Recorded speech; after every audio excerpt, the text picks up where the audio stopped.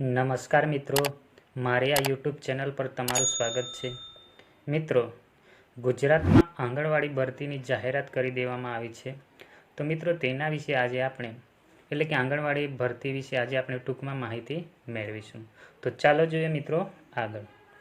તો સૌપ્રથમ જોઈએ તો મિત્રો ગુજરાતમાં આંગણવાડી ભરતીની ઓનલાઈન અરજી કરવાની જે તારીખ છે તેની વાત કરીએ તો મિત્રો 8/8/2025 છે. એટલે કે મિત્રો ઓગસ્ટ મહિના 8 તારીખથી જે ઓનલાઈન અરજી કરવાની છે તે શરૂ થઈ ગયેલ છે. અને અરજી કરવાની જે છેલ્લી તારીખ છે તેની વાત કરીએ તો મિત્રો 30 ઓગસ્ટ 2025 છે. એટલે કે મિત્રો આજે 8મા મહિના 30 તારીખ છે તે છેલ્લી તારીખ છે. મિત્રો તમે 30/8/2025 સુધી ઓનલાઈન અરજી કરી શકો છો. ત્યારબાદ આગળ જોઈએ મિત્રો તો મિત્રો ગુજરાતની આંગણવાડી જે ભરતી છે તેમાં વયમર્યાદાની વાત કરીએ તો મિત્રો જેમાં આંગણવાડી કાર્યકર છે તેને ઓનલાઈન અરજી કરવા માટેની જે વયમર્યાદા છે તેની વાત કરીએ તો મિત્રો 18થી લઈને 33 વર્ષ સુધીની હોવી જોઈએ. ત્યારબાદ મિની આંગણવાડી કાર્યકર છે તેની વાત કરીએ તો પણ 18થી 33 વર્ષની ઉંમર હોવી જરૂરી છે. એટલે કે મિત્રો ઓછામાં ઓછી 18 અને વધુમાં વધુ 33 વર્ષની ઉંમર સુધી તેઓ ઓનલાઈન અરજી કરી શકે છે.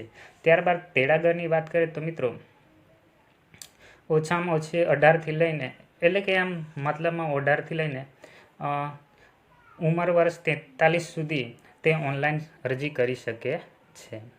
તો મિત્રો આંગણવાડીની જે ભરતી છે તેમાં લાયકાતની વાત કરીએ તો મિત્રો જે આંગણવાડી કાર્યકર છે તે માટે ઓનલાઈન અરજી કરવા માટે ધોરણ 12 પાસ હોવું જરૂરી છે.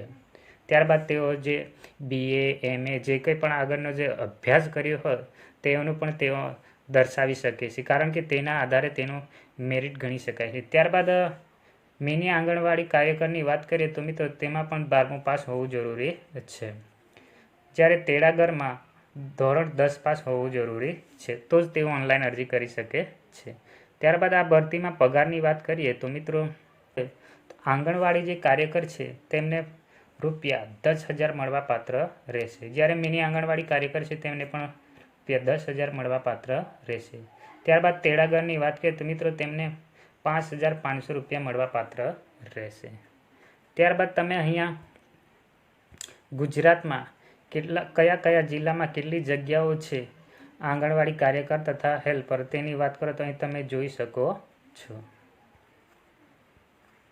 તો મિત્રો આ ભરતીને લગતી જે કોઈ પણ માહિતી હોય તો આપણી યુટ્યુબ ચેનલમાં મળી રહેશે.